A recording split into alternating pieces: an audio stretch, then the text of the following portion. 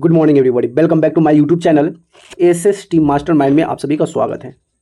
ठीक है, SST mastermind, जैसे कि आप जानते हैं कि हमारे चैनल पे 6 से लेकर 12 तक का एनसीईआरटी के जितने भी टॉपिक होंगे, या हिस्ट्री होंगे, ज्योग्राफी होंगे, पॉलिटिकल साइंस होंगे या सिविक्स होंगे, सभी बुक का, सभी सब्जेक्ट का आपका सोल्यूशन हमारे चैनल पे मिल जाएंगे। तो हमारे चैनल को सब्सक्राइब जरूर कर लीजिएगा, बेल आइकन को दबा दीजिएगा ताकि हमारे जितने भी नए वीडियो आप तक पहुँचता रहे।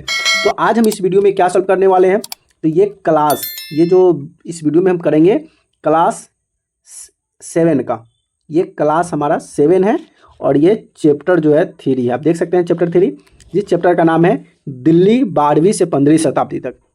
12वीं से 15वीं शताब्दी तक क्या होता है, इसके बारे में हम पूरा बुक को पढ़ेंगे। फिर हम इसको 3 भाग में पढ़ेंगे। एक भाग में पढ़ेंगे बुक, दूसरे भाग में पढ़ेंगे नोट्स और तीसरे भाग में पढ़ेंगे उसका सॉल्यूशन। पूरा फ्री देंगे, तो आप वीडियो को लास्ट तक जरूर देख लीजिएगा, क्योंकि हमारे चैनल पे इसी तरह का क्वेश्चन कराया जाता है।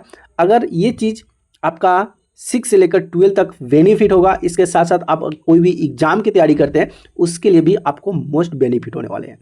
तो चलिए यहाँ से स्टार्ट कर लेते हैं।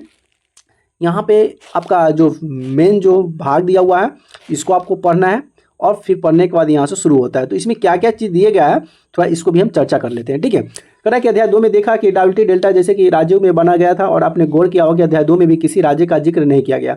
राजधानी दिल्ली रही हो, इसकी वजह से यह दिल्ली महत्वपूर्ण शहर 12वीं शताब्दी में बनी थी। अब दिल्ली जो राजधानी बना था, भारत की राजधानी नई दिल्ली, ये बना था, कब बना था? 12वीं शताब्दी में। तो ये चीज़ मोस्ट इंपॉर्टेंट है, इसको याद रखिएगा। इसके पहले तोमर राजपूत के कालों में दिल्ली किसी साम्राज्य राजधानी बनी। 12वीं शताब्दी के मध्य में तोमर को अजमेर के चौहानों, जिन्हें चहमान नाम से भी जाना जाता है, ने परास्त किया। तोमर ने चौहानों के मध्यकाल में दिल्ली वाणिज्य एक महत्वपूर्ण केंद्र बन गया था। इस बहुत सारे बुद्धिस्ट और व्यापारी रहते थे, जिन्होंने अनेक मंदिरों का निर्माण करवाया। तेलीदार कहे जाने से सिक्के भी ढाले जाते थे, काफ़ी प्रचलन थे। और 13वीं सदी के आरंभ में दिल्ली सल्तनत की स्थापना हुई। अब यहाँ से याद रखिएगा, 13वीं सदी में दिल्ली का स्थापना कब हुआ? 13वीं सदी में हुआ। इसके बाद शायद दिल्ली एक ऐसी राजधानी बदल गई जिसका नियंत्रण उपमहाद्वीप में बहुत बड़े क्षेत्र तक फैला था। अब यहाँ से एक नज़र और डालिएगा कि 5 वंशों की पहचान कीजिए जिसमें मिलकर दिल्ली सल्तनत बनी थी, जिसे इलाके में आज दिल्ली के नाम से जानते हैं। इस सुल्ताना ने अनेक नगर बसाए। ये मानचित्र है, जो कि पहले के मानचित्र इस तरह से हुआ करता था, इस तरह से दर्शाया गया है। अब यहाँ पे तालिका आता है, इस सबसे मोस्ट ये हो गया, आपको इसको याद रखना है। दिल्ली के जो शासन करने वाले लोग हैं, सभी का नाम यहाँ पे दिया हुआ है। जैसे कि राजपूत वंश शासन किया था, कब? ये पहले आया तोमर का शासन, आरंभिक शासन जो था 1165 ईस्वी से शुरू हुआ था, जिसमें अंगन पाल का जो शासन था 1130 से लेकर 1145 तक चला। चौहान वंश, जिसको पृथ्वीराज चौहान के नाम से जानते हैं, चौहान का जो शासन था 1165 से लेकर 1192 तक चला, जिसमें पहला जो शासन था पृथ्वीराज चौहान का, जो शासन किए 1175 से लेकर 1992 तक पृथ्वीराज चौहान का शासन चला। उसके बाद आ जाता है प्रारंभिक तुर्की शासन आया, जो कि 1206 से लेकर 1290 तक शासन किया। उस तुर्की शासन में कौन कौन था? तो तुर्की शासन में था कुतुबुद्दीन ऐबक था, जो 1206 से 1210 तक शासन किया, 4 साल। ठीक है, उसके बाद शमुद्दीन इल्तुतमिश था, जो 1210 से लेकर 1236 तक शासन किया।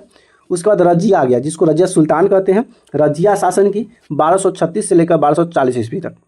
उसके बाद गयाउद्दीन बलबन आ गया, जो 1266 से लेकर 1237 तक ये राज किया। इसके बाद ये जो मुगलों का यहाँ से शासन चलते आ गया। उसके बाद खलजी वंश आ गया। खलजी वंश जो 1290 से 1230 तक उसका शासन चला। तो 1220 तक कौन कौन था? तो उसमें था जलाउद्दीन खिलजी, जो 1290 से लेकर 1296 तक शासन किया।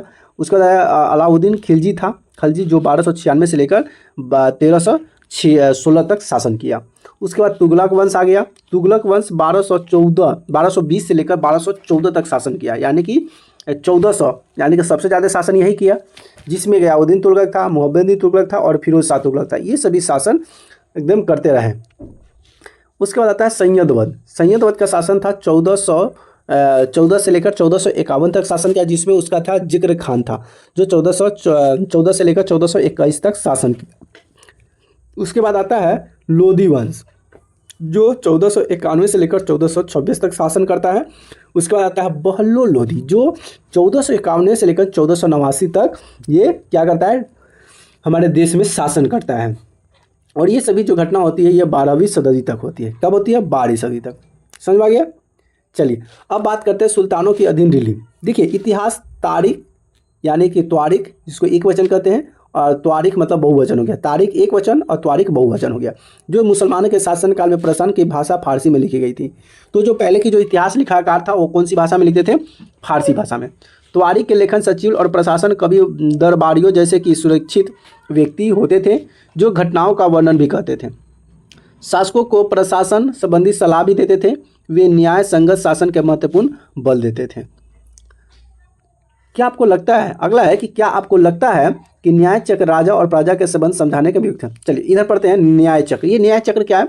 तो देखिए 13वीं सदी में क्या हुआ था कि इतिहासकार फख-ए-बुद्दीन ने लिखा है। देखिए इतिहासकार लिखने वाला था, तो ये इतिहासकार कौन है? फख्र-ए-मुदब्बिर ने लिखा कि राजा का काम सैनिक के बिना नहीं चल सकता था। सही बात है, सैनिक वेतन के बिना नहीं जी सकता था। वेतन आता किसानों को एकत्रित किए गए राजस्व, मगर किसान भी राजस्व को भी चुका सके। जब वे खुशहाल प्रसन्न होंगे तभी हो सकता है जब राजा न्याय और ईमानदार प्रशासन को बढ़ावा दे। अब राजा है लेकिन प्रजा की अगर सुरक्षा न करे, प्रजा को उसके प्रति जिम्मेवार न हो, तो राजा ज़्यादा दिन तक टिक नहीं सकता है। ठीक, अब यहाँ पे कह रहा है जन्मसिद्ध अधिकार। जन्मसिद्ध अधिकार क्या होता है कि जन्म के आधार पर विशेषाधिकार का दावा करना। उदाहरण के लिए लोग मानते थे कि कुलीन व्यक्ति को कुछ खास परिवार में जन्म लेने के कारण शासन करने का अधिकार विरासत में मिलता है। जैसे कि उस समय ये प्रथा था कि राजा का बेटा ही राजा बनेगा, पुलिस का बेटा ही पुलिस बनेगा, दूसरा नहीं बनता। ये क्या है? जन्मसिद्ध अधिकार, यानी कि जन्म से उसको अधिकार मिल गया कि अगर मेरा बेटा मेरे पिताजी अगर राजा हैं तो हम क्या बनेंगे? हम भी बड़े हो जाएंगे तो हम भी अपने आप राजा बन जाएंगे, हमारे अंदर गुण हो चाहे ना हो राजनीति, इसको बोलते हैं जन्मसिद्ध अधिकार।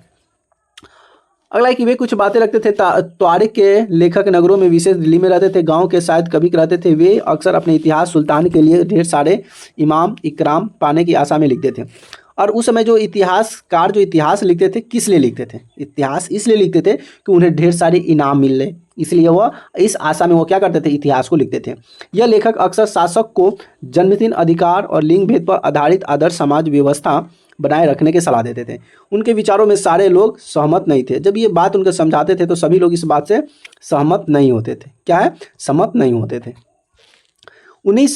सन 1236 में सुल्तान इल्तुतमिश की बेटी रजिया सिंहासन पर बैठी। अब ये रजिया जो उनकी बेटी जो सिंहासन पर बैठी, उस युवा के इतिहासकार मिन्हाज-ए-सिराज ने स्वीकार किया। वह अपने सभी भाइयों से अधिक योग्य और सक्षम थी, लेकिन फिर भी वह एक रानी के शासक के रूप में मान्यता नहीं दे पा रहा था। दरबारी जन ने उसे स्वतंत्रता के रूप में शासन करने से कोशिश प्रसन्न नहीं थे और 1240 में उसे शासन से हटा दिया गया। देखिए 1236 में उसकी रजिया जो है सुल्तान इल्तुतमिश की बेटी रजिया सुल्तान को गद्दी पर बैठाया गया, लेकिन इतिहासकार जो लिखते हैं कि मिन्हाज-ए-सिराज ने स्वीकार किया कि वह अपने सभी भाइयों से अधिक योग्य थी, पढ़ी लिखी थी, ठीक है, सब चीज़ का ज्ञान था, योग्य थी, लेकिन फिर भी एक रानी को शासक के रूप में मान्यता नहीं दे पा रहा था। फिर भी कहा कि नहीं, रानी शासक नहीं बन सकती है क्योंकि वो महिला है। इसीलिए दरबार जो ने स्वतंत्रता के रूप में शासन करने के प्रश्न से वह प्रसन्न नहीं थे, खुश नहीं थे। इसीलिए रजिया को 1240 में सिंहासन से हटा दिया गया। बताइए, ये लिंग भेदभाव हो गया। क्या हो गया? लिंग भेदभाव। स्त्री पुरुष के बीच सामाजिक शारीरिक संरचना संबंध अंतर। आमतौर पर यह तर्क दिया गया है कि ऐसे अंतर को कारण पुरुष स्त्री में तुलना सर्वश्रेष्ठ था उस समय। अब यहाँ पे रजिया के बारे में मिन्हाज-ए-सिराज के विचार लिखते हैं। मिन्हाज-ए-सिराज कौन थे? इतिहासकार थे जो लिखते हैं रजिया के बारे में कि ईश्वर ने जो आदर्श समाज व्यवस्था बनाई है उसके अनुसार स्त्री और पुरुष को अधीन होना चाहिए, और रानी का शासन इस व्यवस्था के विरुद्ध था। इसलिए वह पूछता है कि खुदा की रचना के खाते में क्या ब्यौरा चूंकि मर्दों की सूची में नहीं आता, इसलिए इतनी शानदार खूबियों में उसने आखिरकार हासिल क्या हुआ? रजिया ने अपने अभिलेखों और सिक्कों पर अंकित करवाया कि वह सुल्तान इल्तुतमिश की बेटी थी। आधुनिक आंध्र प्रदेश के वरंगल क्षेत्र में किसी समय काकतीय वंश का राज्य था। उस रानी रुद्रम्मा देवी जो कि 1265 से लेकर 1289 के तक उनका जो शासन था, व्यवहार में रजिया का व्यवहार बिल्कुल विपरीत था। मतलब उसके जो रानी रुद्रम्मा जो देवी थी उसका व्यवहार से एकदम उसका अपोजिट उल्टा था। रुद्रम्मा देवी ने अपने अभिलेख ने अपना नाम पुरुषों जैसा लिखवाकर अपने पुरुष होने पर भ्रम पैदा कर दिया। अब ये तो महिला थी लेकिन शासन कर रही थी, लेकिन नाम जो रख ली थी पुरुष जैसा, जो कि कोई इस नाम को देखकर सुनकर भी ऐसा न लगे कि ये लड़की का नाम है, ये औरत का नाम है, सबको भ्रम पैदा कर दिया। एक महिला शासक थी कश्मीर की रानी दिग्गा, जो कि 980 से 1003 तक उसका नाम दीदी बड़ी बहन से निकला। हाजिर है, प्रजा ने अपने प्रिय रानी को यह स्नेह भरा संबोधित कर दिया होगा। मिनहाज ने विचार में अपने शब्दों में व्यक्त कीजिए कि आपको लगता है कि रजिया विचार से यही थी। आपके अनुसार स्त्री के लिए शासन बनना कितना कठिन क्यों है?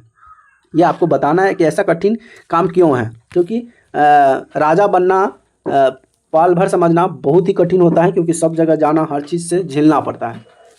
अब आता है खिलजी और तुगलक वंश के अंतर्गत प्रशासन। क्या है? खिलजी और तुगलक वंश के अंतर्गत प्रशासन से एक नज़र देखते हैं। देखिए, दिल्ली सल्तनत जैसे कि विशाल साम्राज्य के समेत के लिए विश्वसनीय सूबेदार शासक जरूरी थी। दिल्ली के आरंभिक सुल्तान, विशेषकर इल्तुतमिश, सामंतों और जमींदारों के स्थान पर अपने विशेष गुलाम सूबेदार नियुक्त करना अधिक पसंद करते थे। गुलामों को फांसी में बंधना जाता था। फारसी में, अब इसको याद कर लीजिए, गुलामों को फारसी में क्या कहा जाता था? बंदगाह कहा जाता था। बंदगाह यानी कि गुलामी।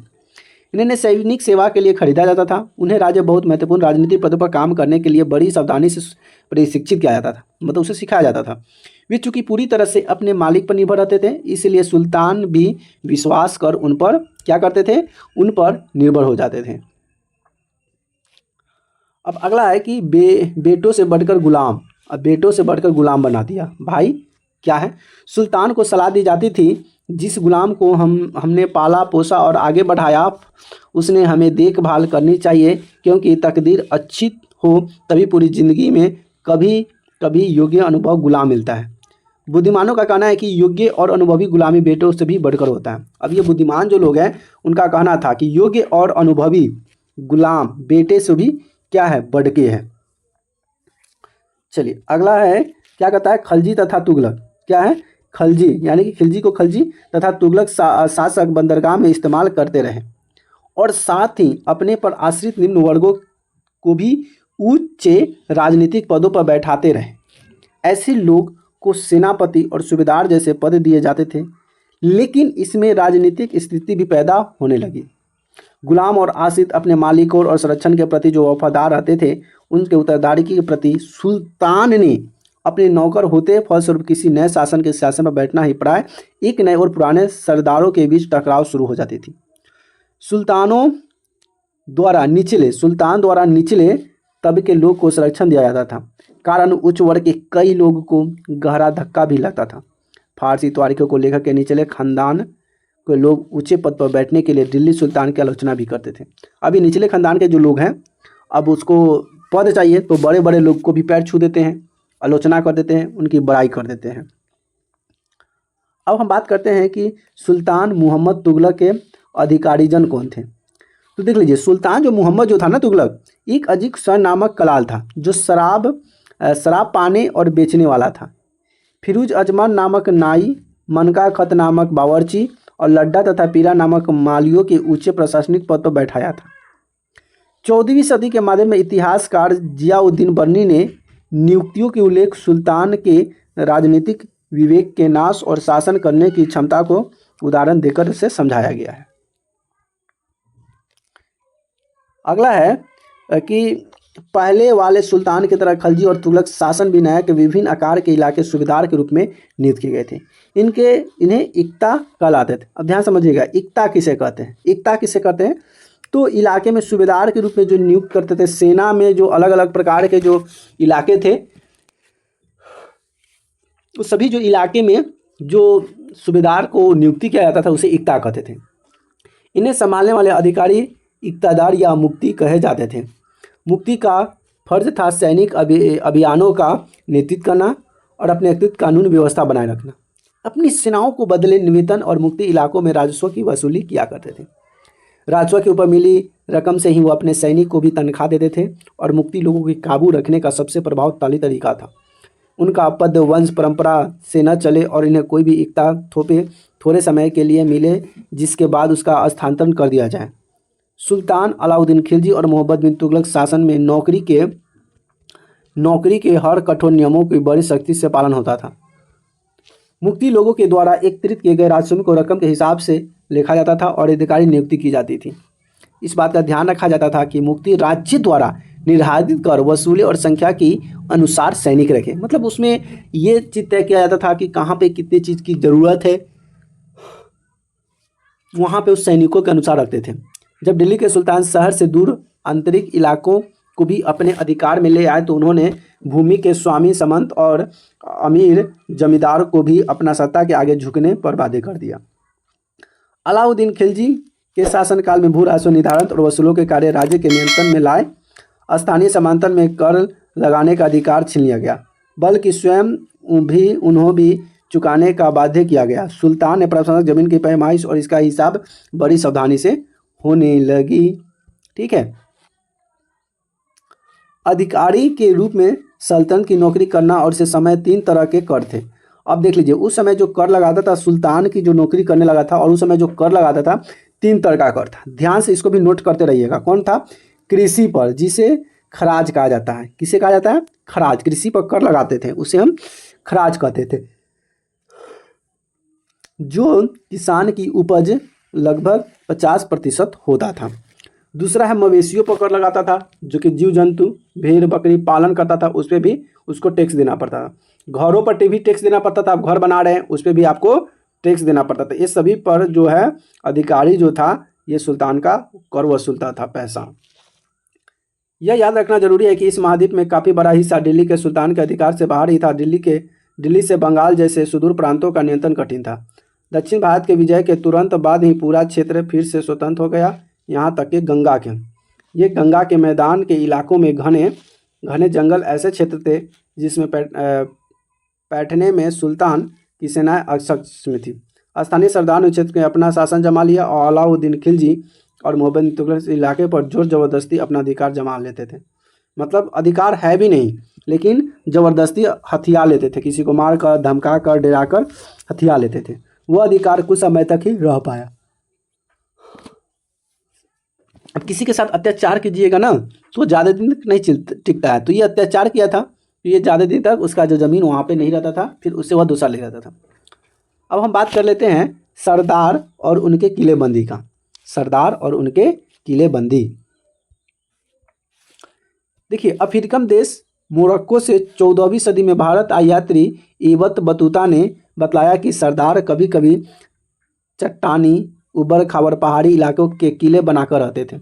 अब ये अफ्रीका देश से मोरक्को से 14वीं सदी में जो भारत आया यात्री इब्न बतूता, वो बताते हैं कि सरदार जो था यहाँ की कभी कभी चट्टानों उबड़ खाबड़ पहाड़ी इलाकों में किले बनाकर रहते थे, और कभी कभी बांस की झुरमुटे में। भारत में बांस पोला नहीं होता, यहाँ बहुत बड़ा होता है। इसके अलग अलग हिस्से आपस में एक साथ में गुथे होते थे। उन पर आग का भी कोई असर नहीं था। वे कुल मिलाकर बहुत ही मजबूत होते थे। सरदार इन जंगल में रहते और इसके लिए किले की प्राचीन का काम देते। इस दीवार के घेरे से उनके मवेशी फसल हो रहते, अंदर ही पानी को उपलब्ध रहता, अर्थात एकत्रित हुए वर्षा का जल, इसलिए उन्हें प्रबल बलशाली सेनाओं के बिना हराया नहीं जा सकता। ये सेनाएं जंगल में घुसकर खास तौर पर तैयार किए गए औजारों को बाँसों से काट डालती थी।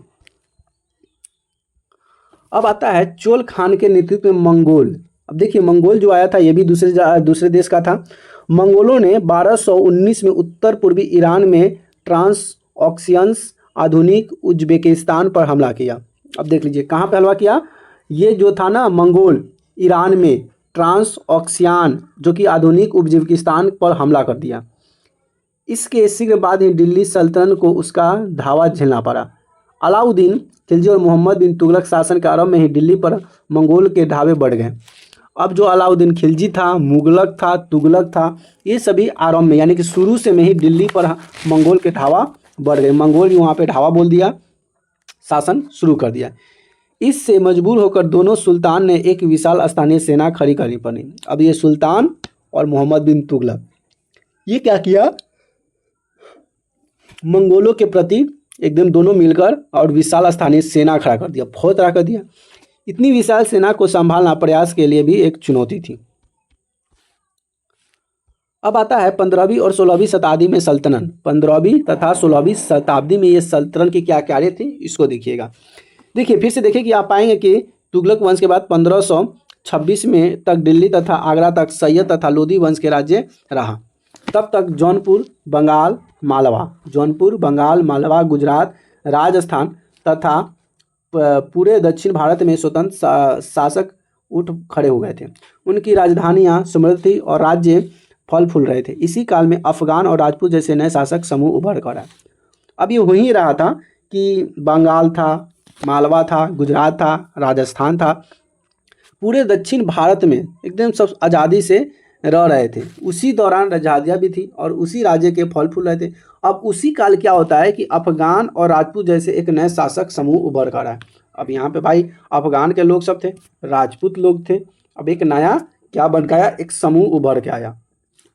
इस काल में स्थापित राज्यों में कुछ छोटे तो थे ही शक्तिशाली थे और उनका शासन बहुत ही कुशल तथा सुव्यवस्थित तरीके से चल रहा था। शेष शाह जो कि 1540 से लेकर 1545 ने बिहार में अपना चाचा के एक छोटे से इलाके में प्रबंध के रूप में काम शुरू किया था। अब भाई देखिए, शेर शाह सूरी तो आया 1540 में बिहार में अपने चाचा के एक छोटे से इलाके में प्रबंधन के रूप में काम शुरू किया था, लेकिन आगे चलकर वो इतनी उन्नति और मुगल सम्राट हुमायूं 1530 से 1540 फिर 1555 से 1556 तक चुनौती दी और परास्त किया। शेर शाह ने दिल्ली पर अधिकार करने का स्वयं अपना राज्यवंश स्थापित किया। भाई काम करते करते कहा कि नहीं भाई, अब मेरे पास शासन सब कुछ हो गया था, कहा कि नहीं अब दिल्ली पर शासन करेगा, तो वह स्वयं अपना राज्य स्थापित किया और सूर्यवंश के 15 वर्ष जैसे कि 1540 से 1555 शासन किया। लेकिन इसके प्रशासन ने अलाउद्दीन खिलजी वाले कई इलाकों को अपनाकर उन्हें और भी चुस्त बना दिया गया। महान सम्राट अकबर 1556 से 1565 में जब मुगल साम्राज्य की समेकित किया तो उसने अपने प्रतिमाओं के रूप में शेर शाह की प्रशासन व्यवस्था को ही अपना लिया गया। चलिए, यहाँ से आपका टॉपिक होता है खत्म। क्या होता है, जितने भी हम आपका बुक था सभी पढ़ा दिए। पढ़ाने के बाद यहाँ सब जो क्वेश्चन आंसर आते हैं उसको आपको चेक करना है, ठीक है। क्या क्या बीज आ गया, यानी कि बीज शब्द है। उसके बाद यहाँ से बीज शब्द है कि इक्ता, तारिक, गैरसीन, मंगोल, लिंग और ये खराज क्या था। कल्पना करें कि आप अलाउद्दीन खिलजी और मोहम्मद बिन तुगलक के शासनकाल में एक किसान हैं और आप सुल्तान द्वारा लगाया गया कर नहीं चुका सकते, आप क्या करेंगे। देखिए, अगर उस समय हम चुका नहीं सकते तो छोड़ देते, लेकिन अगर अभी की बात करें तो अलाउद्दीन खिलजी या मोहम्मद बिन तुगलक शासनकाल में एक किसान है। मतलब मानो कि हम किसान हैं और हमारा जो शासन करने वाला अलाउद्दीन खिलजी है, मोहम्मद बिन तुगलक है। आप सुल्तान द्वारा लगाया गया कर नहीं चुका सकते, मतलब सुल्तान जो कर लगा रहा है उस सुल्तान के कर को आप नहीं चुका सकते हैं, तो आप क्या कीजिएगा, ये आपको बताना है। अगला है क्वेश्चन, इसमें कर रहा है कि दिल्ली में पहली पहल किसने राजधानी स्थापित की। दिल्ली के सुल्तान के शासन का प्रशासन की भाषा क्या थी। उसने शासन के दौरान सल्तनत के सबसे अधिक विस्तार हुआ था और इबत किस देश से भारत आया था, ईरान से आया था, कहाँ से आया था, आपको बताना है, ठीक है। उसके बाद यहाँ से लेकर 7 क्वेश्चन है, फिर 10 क्वेश्चन है, 11 क्वेश्चन लास्ट है। तो ये सभी क्वेश्चन आपको हम अगले वीडियो में और अगले पार्ट में इसका क्वेश्चन का सोल्यूशन हम करा देंगे, ठीक है। तो फ्रेंड्स, वीडियो हमारी कैसी लगी प्लीज़ कमेंट करके जरूर बताइएगा। वीडियो अच्छी लगी तो वीडियो को लाइक कमेंट शेयर जरूर कर दीजिएगा। आप लोग वीडियो को लाइक कमेंट शेयर नहीं करते तो वीडियो को एक बार जरूर सब्सक्राइब भी कर दीजिए, क्योंकि सब्सक्राइब करने से आपका 1 रुपया भी नहीं लगता। आपका देखिए, आपके लिए हम आधा घंटा 30 मिनट 45 मिनट बोलते हैं, ठीक है। तो प्लीज़ आप हमारे लिए एक लाइक नहीं कर सकते हैं। नहीं, आपसे हम पैसा मांगते हैं, कुछ सब कुछ फ्री में देते हैं। क्वेश्चन आंसर भी फ्री में करा रहे हैं, नोट्स भी फ्री में करा रहे हैं, बुक भी फ्री में पढ़ा रहे हैं। बस आपको करना नहीं है, आपको तो बेनिफिटिंग होने वाला है, क्योंकि हमारे चैनल के माध्यम से आपको कोई भी एग्जाम देते हैं ना, ऑल कॉम्पिटिटिव एग्जाम, उसमें भी आपको सहायता होता है, या क्लास 6 का 7 का 8 का सभी के लिए मोस्ट इंपॉर्टेंट है, बेनिफिट होने वाले हैं। तो प्लीज़ चैनल को सब्सक्राइब जरूर कीजिएगा, वीडियो को लाइक भी कीजिएगा, अपने दोस्तों फ्रेंड के साथ शेयर भी जरूर कर दीजिएगा। तो चलिए फ्रेंड्स, वीडियो करते हैं यहीं तक अंत, फिर मिलेंगे नए वीडियो में नए टॉपिक के साथ। तब तक के लिए जय हिंद, वंदे मातरम।